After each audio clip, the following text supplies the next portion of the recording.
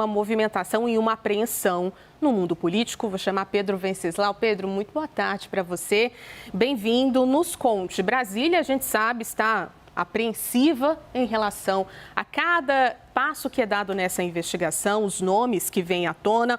Essa fala de Vorcaro que a gente acabou de acompanhar, tranquiliza ou não os parlamentares? Boa noite, Juliana. Boa tarde, ainda não anoiteceu. Boa noite a todos. Boa tarde a todos.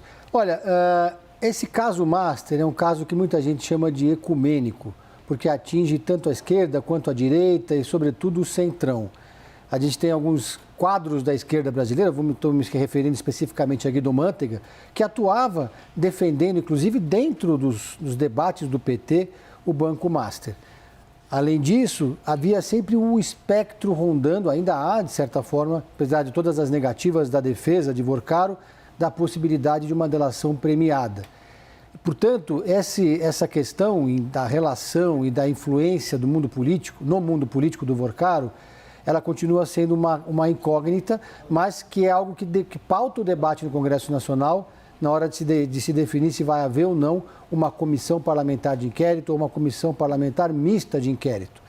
Os autores da proposta na Câmara dos Deputados, inclusive o ex-governador do DF, Rodrigo Hollenberg, eles têm encontrado dificuldade em conseguir assinaturas.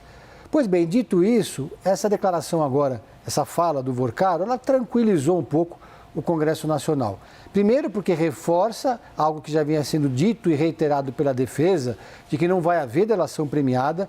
Inclusive, a defesa do Vorcaro disse que se fosse uma possibilidade, eles não estariam atuando com ele. Houve uma mudança na defesa, mas em nenhum momento se cogitou especificamente isso. Mas é um espectro que rondava em Brasília, uma preocupação que rondava em Brasília. Então, ele afastou um pouco esse temor de que o mundo político possa ser diretamente atingido, pelo menos da parte dele. Agora, a gente não sabe até onde a investigação propriamente dita pode chegar. O celular do Vorcaro foi apreendido, foi apreendido numa circunstância em que ele não teve nem como apagar nenhuma conversa, ele estava no aeroporto, indo embarcar para fora do país.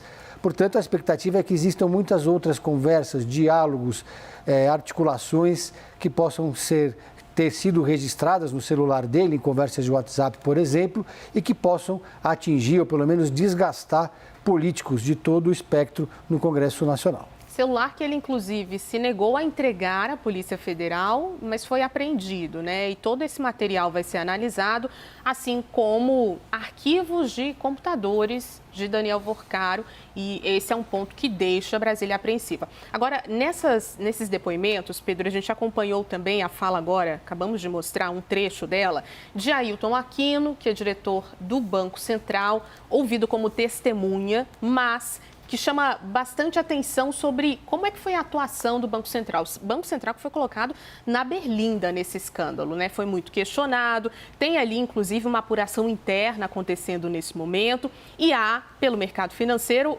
toda a observação desse processo, no entendimento de que qualquer suspeita pode colocar a credibilidade do Banco Central em risco. Como é que fica, nesse momento, o papel dessa instituição que é tão importante aqui no Brasil?